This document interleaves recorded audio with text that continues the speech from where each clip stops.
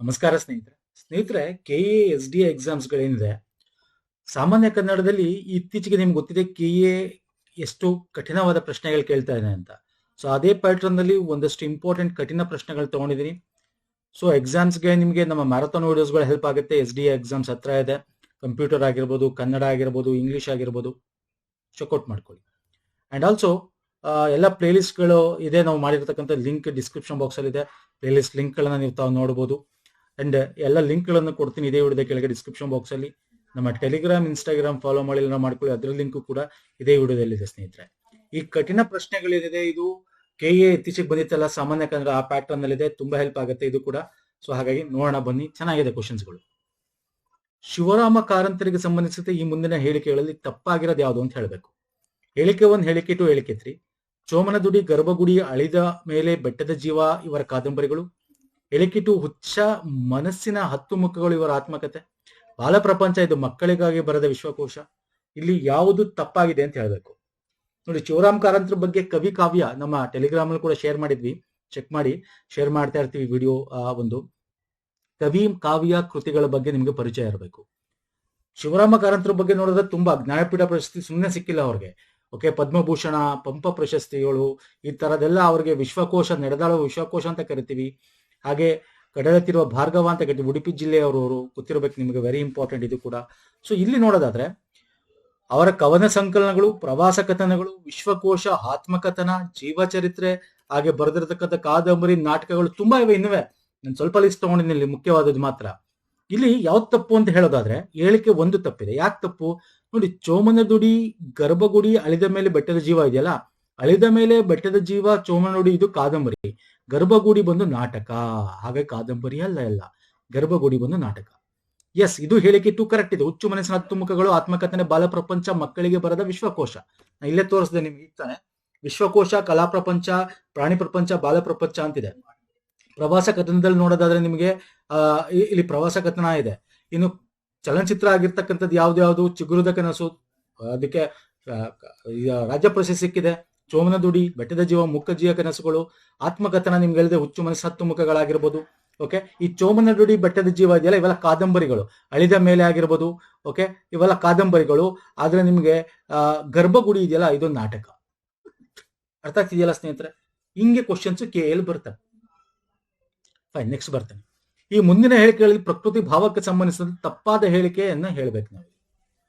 ತಪ್ಪಾದು ನೋಡಿ, ತಪ್ಪಾಗಿರೋದು ಹೇಳಿಕೆ 1 ಏನಿದೆ, ಸ್ವರದ ಮುಂದೆ ಸ್ವರ ಬಂದರೂ ಕೆಲವು ಕಡೆ ಸಂಧಿ ಕಾರ್ಯವಾಗಿದೆ, ಇದ್ದ ಹಾಗೆ ಇರುತ್ತೆ. ಹೌದು ಸರ್, ಪ್ರಕೃತಿ ಭಾವ ಅಂದ್ರೇನು? ಸಂಧಿ ಕಾರ್ಯ ನಡೀತಾ ಇರೋದು. ನಿಮ್ಗೆ ಸಂಧಿ ಬಿಡಿಸ್ಬೇಕಾರೆ ಅದು ಕಾರ್ಯನೇ ಆಗಲ್ಲ.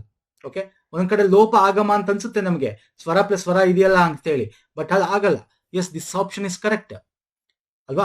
ಭಾವ ನೋಡಿ, ಪ್ರಕೃತಿ ಭಾವದಲ್ಲಿ 3 ರೀತಿಯ ಆಪ್ಷನ್ ಬರುತ್ತೆ. ಹೇಳಿಕೆ 1 ಇಸ್ ಕರೆಕ್ಟ್. ಹೇಳಿಕೆ 2 ಇದು 2ನೇ ಆಪ್ಷನ್, ಇದು ಕೂಡ ಕರೆಕ್ಟ್. ಭಾವಸೂಚಕ ಕಾವ್ಯಗಳ ಮುಂದೆ ಸ್ವರಗಳು ಪರವಾದಲು ಪ್ರಕೃತಿ ಭಾವ ಬರುವುದು. ಅಂದ್ರೆ ಆಹಾ, ಬೋಹೋ ಈ ತರ ಬರುತ್ತಲ್ಲ, ಅಲ್ಲಿ ನಿಮಗೆ ಸಂಧಿಕಾರಿ ಆಗಲ್ಲ.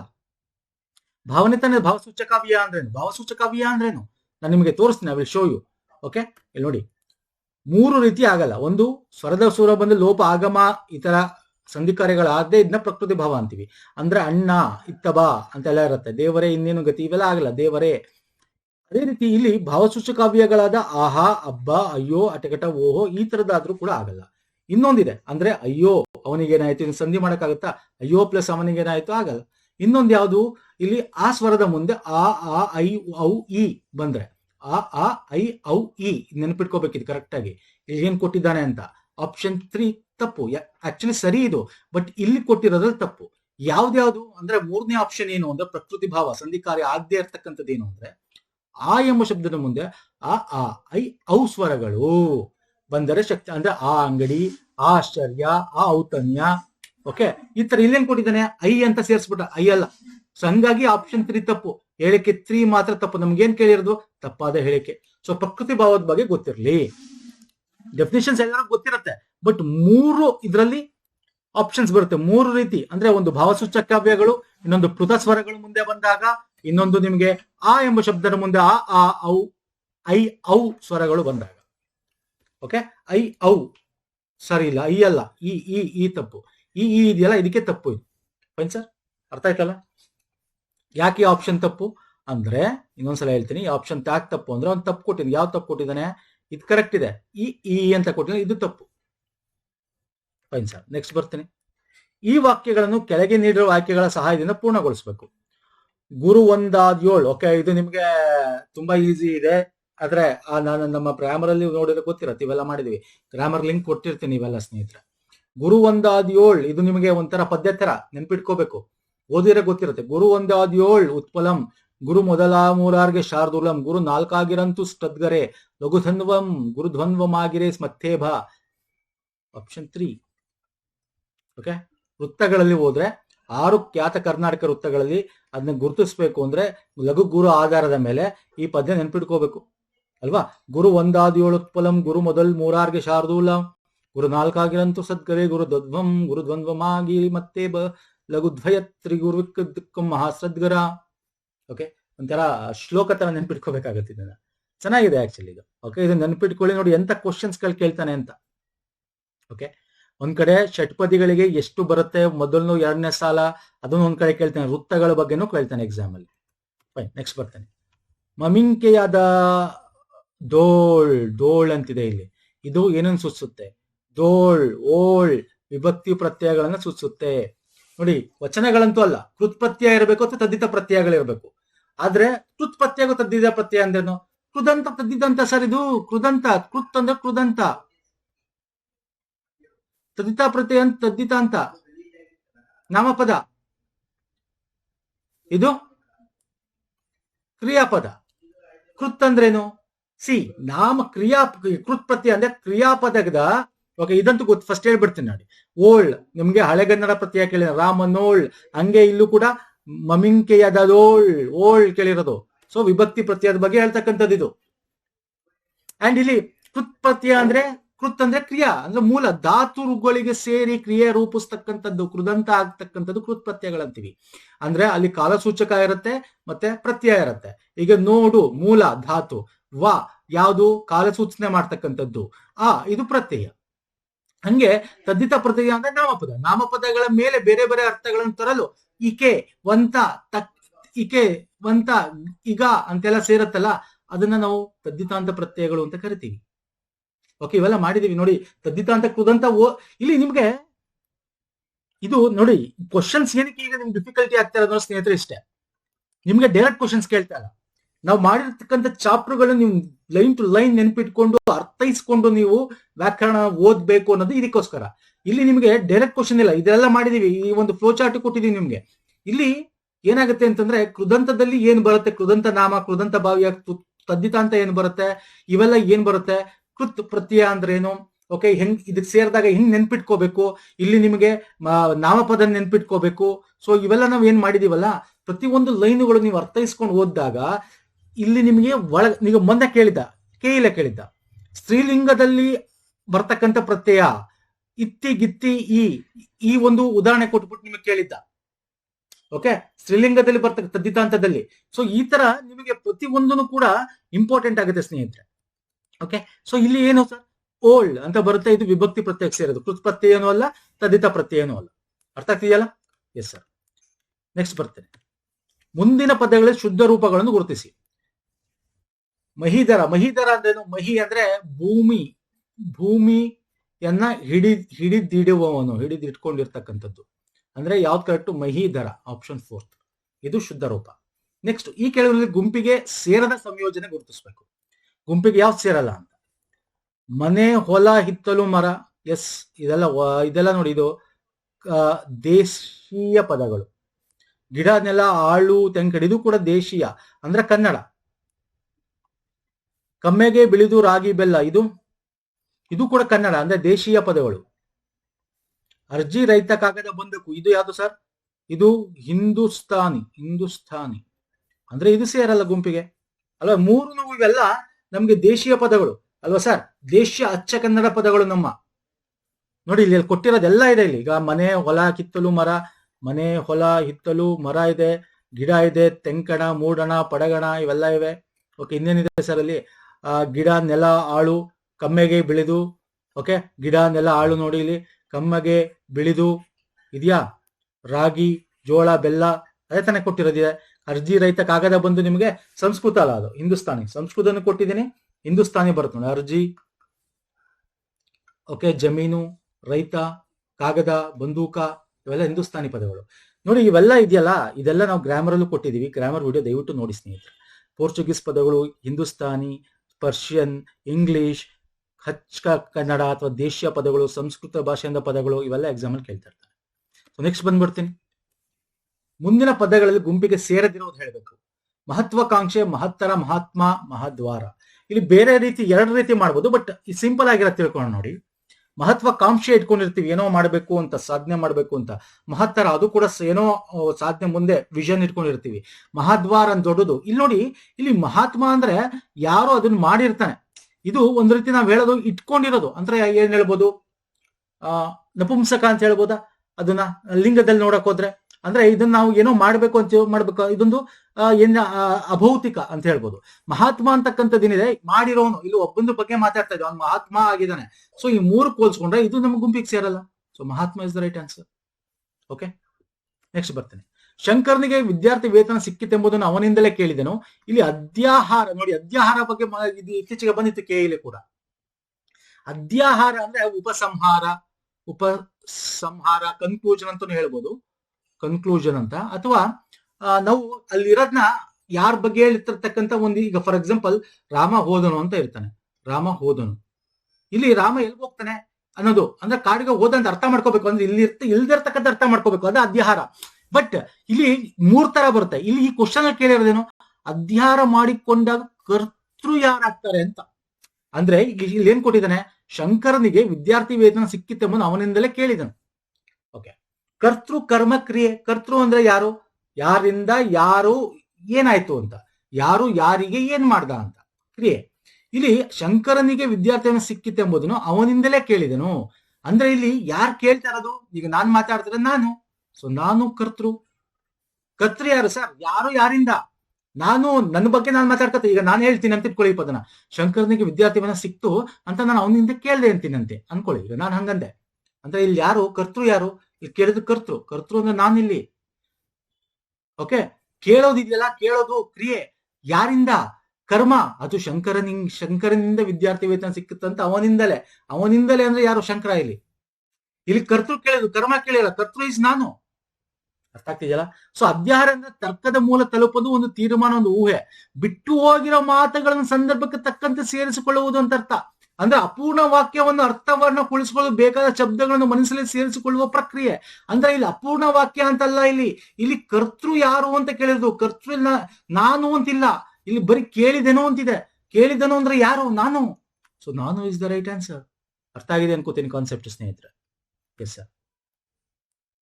ಪುರುಷಾರ್ಥಗಳ ಸಾಧನೆಗೆ ಸ್ವಧರ್ಮಚಾರಣೆ ಅತ್ಯವಶ್ಯಕ. ಈ ವಾಕ್ಯದ ಸರಿಯಾದ ರೂಪವನ್ನು ಗುರುತಿಸಿ. ಓಕೆ, ಇಲ್ಲಿ ನೋಡಿ, ಸ್ವಧರ್ಮ, ಧರ್ಮ ಅಂದ್ರೆ ಹಿಂಗ್ ಬರ್ಬೇಕಲ್ವಾ, ಅತ್ಯವಶ್ಯಕ. ಓಕೆ, ಸಾಧನೆ ಇದು ಬರಬೇಕು, ಸಾಧನೆ. ಸೊ ಆತರ ಎಲ್ಲಿದೆ, ಇಲ್ಲಿಲ್ಲ, ಇಲ್ಲಿಲ್ಲ, ಇಲ್ಲಿದೆ, ಇಲ್ಲಿದೆ. ಅತ್ಯವಶ್ಯಕ, ಅತ್ಯವಶ್ಯಕ ಅಲ್ಲ, ಅತ್ಯವಶ್ಯಕ. So option 4 is the right answer. Next ಬರ್ತೇನೆ. ಮುಂದಿನ ಜೋಡಿಗಳು ತಪ್ಪಾದದು, ತಪ್ಪಾದ್ರೆ ಹೇಳಬೇಕು. ಸಾರಿ, ಕ್ರಿಯಾರ್ಥಕ ಅವ್ಯಯ, ಕ್ರಿಯೆಯನ್ನ ಹೇಳ್ತಕ್ಕಂಥದ್ದು ಮೂಲ ರೂಪ ಅಂದ್ರೆ ಅವ್ಯಯ ಅಂದ್ರೆ ಸಾಕು, ಕರೆಕ್ಟ್ ಇದೆ. ಭಾವಸೂಚಕ ಅವ್ಯಯ, ಭಾವನೆ, ಆಹಾ, ಕರೆಕ್ಟ್ ಇದೆ. ಸಂಬಂಧ, ಆದ್ದರಿಂದ, ಮತ್ತು, ಅಲ್ಲದೆ, ಎಸ್, ಕರೆಕ್ಟ್ ಇದೆ. ಸಾಮಾನ್ಯಾರ್ಥಕ ಅವ್ಯಯ, ಅವನೇ ಬಂದು ನಿಮಗೆ ಅವಧರಣಾರ್ಥಕಾವ್ಯಯ ಬರುತ್ತೆ, ಸಾಮಾನ್ಯಾರ್ಥಕ್ಕೆ ಅಲ್ಲ. ಇದು ಅವ್ಯಯಗಳನ್ನ ನಿಮ್ಗೆ ಈ ಸ್ಲೈಡ್ ನಾಪ್ತಾ ಇದ್ರೆ ಪದೇ ಪದೇ ಹೇಳ್ತಾ ಇರ್ತೀನಿ. ಸಾಮಾನ್ಯಾರ್ಥಕ್ಕೆ ಒಂದು ಕ್ರಿಯೆ ನಡೆದ ರೀತಿ ಅದು, ಬೇಗನೆ, ಮೆಲ್ಲನೆ, ಸೊಗಸಾಗಿ, ಚೆನ್ನಾಗಿ ಅಂತ. ನೋಡಿ, ಅವಧಾರಣಾರ್ಥಕ್ಕೆ ಅಂತಕ್ಕಂಥದ್ದು ಅದರಲ್ಲಿ ಎ ಅನ್ನೋದು ಬರುತ್ತೆ, ಅದುವೇ ಅವನೇ ಅಂತ. ಓಕೆ, ಸಂಬಂಧ, ಅಲ್ಲದೆ, ಈಗ ಅಂತ ಹೇಳಿದೆ ನಿಮ್ಗೆ. ಸಾಕು, ನೋಡಿ ಇದು ಕ್ರಿಯಾರ್ಥಕಾವ್ಯಯ. ಓಕೆ, ಮನಸ್ಸಿನಲ್ಲಿ ಉಂಟಾಗ್ತಕ್ಕಂಥ ಭಾವನೆಗೆ ಆಹಾ ಅಂತ ಕರಿತೀವಿ. ಸೊ ಅರ್ಥ ಆಯ್ತಲ್ಲ ಸ್ನೇಹಿತರೆ. ಸೊ ಹಾಗಾಗಿ ಸಾಮಾನ್ಯಾರ್ಥಗಳೆಲ್ಲ ತಪ್ಪು. ನೆಕ್ಸ್ಟ್ ಬರ್ತೀನಿ. ಹೊಂದಿಸಿ ಬರೀಬೇಕು. ಕೋಪದಲ್ಲಿ, ಆಶ್ಚರ್ಯದಲ್ಲಿ, ಅಪೇಕ್ಷಾಪಾರ್ಥದಲ್ಲಿ, ಉತ್ಸಾಹದಲ್ಲಿ ಹೊಂದಿಸಿ ಬರೀಬೇಕು. ಕೋಪದಲ್ಲಿ ಹೇಳ್ತಕ್ಕಂಥದ್ದು ಯಾವ್ದಿದೆ ಸರ್, ಅಲ್ಲಿ ಬೇಡ ಬೇಡ, ಅವನಿಗೆ ಕೊಡಬೇಡ, ಕೋಪ ಅಲ್ಲ ಅದು. ಹೌದು ಹೌದು ಅಲ್ಲ. ಕಳ್ಳ ಕಳ್ಳ ನಿನ್ನನ್ನು ಸುಮ್ಮನೆ ಬಿಡ, ಇದು ನೋಡಿ, ಕೋಪದಲ್ಲಿ ಕಳ್ಳಂಗೆ ಕೋಪ ಬರುತ್ತಾನೆ, ನಿನ್ನ ಸುಮ್ಮನೆ ಬಿಡವನು. Yes, this is correct. ಆಶ್ಚರ್ಯ ಅಂದ್ರೆ ಎಲ್ಲಿದೆ, ಆಶ್ಚರ್ಯ ಸೂಚಕ ಇಲ್ಲಿದೆ ನೋಡಿ, ಅಬ್ಬಬ್ಬ, ಎಸ್, ಇದು ಕರೆಕ್ಟ್. ಆಕ್ಷೇಪಾರ್ಥ ಅಂದ್ರೆ ನಾನು ಅದು ಸರಿ ಇಲ್ಲ ಅಂತ ಹೇಳ್ತಕ್ಕಂಥ, ಸರಿ ಇಲ್ಲ ನೋಡಿದೀವಿ, ಮೊದಲನೇದೇ ಓದ್ವಿ, ಬೇಡ ಬೇಡ ಅವನಿಗೆ ಕೊಡಬೇಡ, ನಾವು ಆಕ್ಷೇಪಣೆ ಮಾಡ್ತಾ ಇದೀವಿ. ಉತ್ಸಾಹದಲ್ಲಿ ಅಂದ್ರೆ ಸಂತೋಷ, ಉತ್ಸಾಹ, ಹೌದು ಹೌದು ನಾನೇ ಗೆದ್ದಾಗ ಸಂತೋಷ ಆಗುತ್ತೆ, ಉತ್ಸಾಹ ಆಗುತ್ತೆ.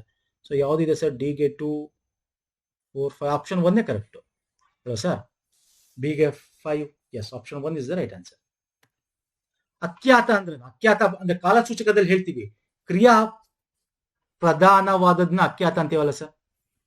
ಎಲ್ಲಿ ಬರುತ್ತೆ ಕ್ರಿಯೆ? ಭಾವನ ಕ್ರಿಯೆನ? ಅಖ್ಯಾತ ಕ್ರಿಯೆನ ಭಾವನ ಹೇಳ್ತೀರಾ? ಅಖ್ಯಾತ ಅಂದ್ರೆ ಕನ್ನಡ ವ್ಯಾಕರಣದಲ್ಲಿ ಕ್ರಿಯಾಪದ ಕೊನೆಯಲ್ಲಿ ಸೇರ್ತಕ್ಕಂಥದ್ದು ನಾವು ಅಖ್ಯಾತ ಪ್ರತ್ಯಯ ಅಂತೀವಿ. ನಾವು ಇದನ್ನ ಹೇಳಿದೀನಿ ಕಾಲಸೂಚಕ ಪ್ರತ್ಯಯದಲ್ಲಿ, ಧಾತುವಿನ ಮುಂದೆ ಧಾತು ಒಂದು ಕ್ರಿಯಾಪದದ ಮೂಲ ರೂಪ, ಪ್ರತ್ಯಯಗಳಿಗೆ ಅಖ್ಯಾತ ಪ್ರತ್ಯಯ ಅಂತ ಕರಿತೀವಿ ಅಲ್ವಾ sir? So option 1 is the right answer. Next ಬರ್ತೀನಿ. ತನ್ನ ಹಡಗು ಬಂಡೆಗೆ ತಗುಲಿ ಒಡೆಯುತ್ತೆಂದು ಆವರ್ತಕನಿಗೆ ತಿಳಿಯಿತು. ಇದು ಯಾವ ವಾಕ್ಯ? ಸಿಂಪಲ್ ಸೆಂಟೆನ್ಸ್ ಇದೆ ಇದು. ಅಂದ್ರೆ ಸಿಂಪಲ್ ವಾಕ್ಯ ಅಂದ್ರೆ ಸಾಮಾನ್ಯ ವಾಕ್ಯ. ಮಿಶ್ರ ವಾಕ್ಯ ಅಲ್ಲ, ಒಡೆಯುತ್ತೆಂದು ಅಂತಿದೆ, ಒಂದಂದು ಇನ್ನೊಂದು ಯಾವ್ದು ಸೇರಿಲ್ಲ, ಅಲ್ಲಿ ಕನೆಕ್ಟ್ ಮಾಡ್ತಿಲ್ಲ ಎರಡೂನು. ಇಲ್ಲಿ ತನ್ನ ಹಡಗು ಬಂಡೆಗೆ ತಗುಲಿಗೆ ಒಡೆಯುತ್ತೆಂದು ಆವರ್ತನಕ್ಕೆ ತಿಳಿಯಿತು, ಸಿಂಪಲ್ ಫುಲ್ ಸ್ಟಾಪ್, ಒಂದೇ ವಾಕ್ಯ, ಸಾಮಾನ್ಯ ವಾಕ್ಯ ಇದು. ಓಕೆ, ಮಿಶ್ರ ವಾಕ್ಯಕ್ಕೆ ವ್ಯತ್ಯಾಸ, ಒಂದು ಪ್ರಧಾನ ವಾಕ್ಯ ಇರುತ್ತೆ, ಅದಕ್ಕೆ ಉಪವಾಕ್ಯ ಇರುತ್ತೆ. ಅಂದ್ರೆ ಎನ್ಆರ್ಎಂಎಲ್ ಭಾರತದಲ್ಲಿ ಮೋಟಾರ್ ಕಾರ್ಖಾನೆ ಸ್ಥಾಪಿಸುವ ವಿಶ್ವೇಶ್ವರಯ್ಯನವರು ನಿರ್ಧರಿಸಲಾದರೂ ಅವರ ನಿರ್ಧಾರಕ್ಕೆ ಇಲ್ಲಿ ಇನ್ನೊಂದು ಬಂತು, ಬ್ರಿಟಿಷರ್ ಸರ್ಕಾರ ಅಪ್ಪಣೆ ದೊರೆಯಲಿಲ್ಲ ಅಂತ. ಈ ತರ ಏನಾರು ಇದೆಯಾ? ಇಲ್ಲ, ಸಿಂಪಲ್ ಇದು, ಸಾಮಾನ್ಯ ವಾಕ್ಯ. Okay, S.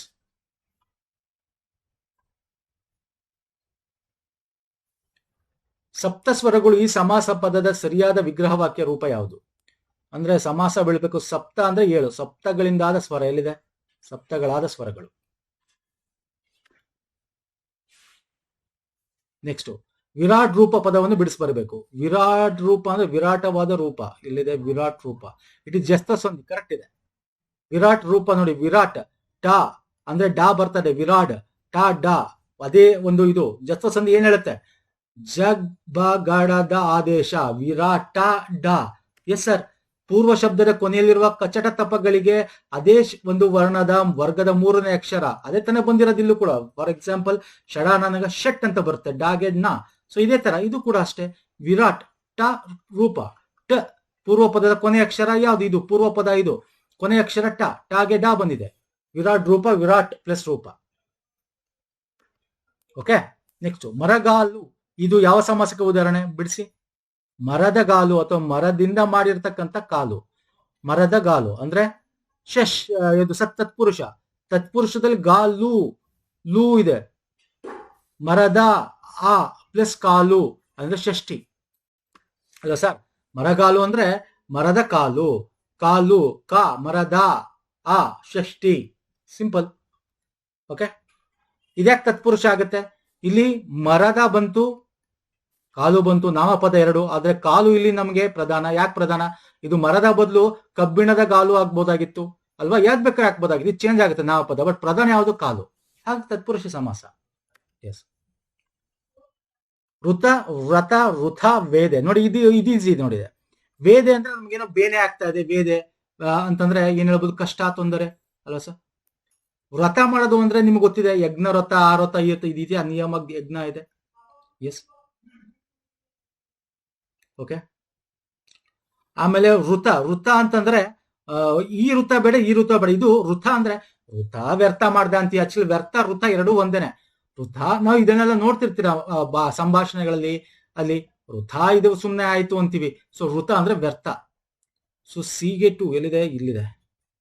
So option 4 is the right answer. ವೃತ ಅಂದ್ರೆ ವರೆಸಿದ, ಆವರಿಸಿದ ಅಂತ ಅರ್ಥ. So option 4 is the right answer.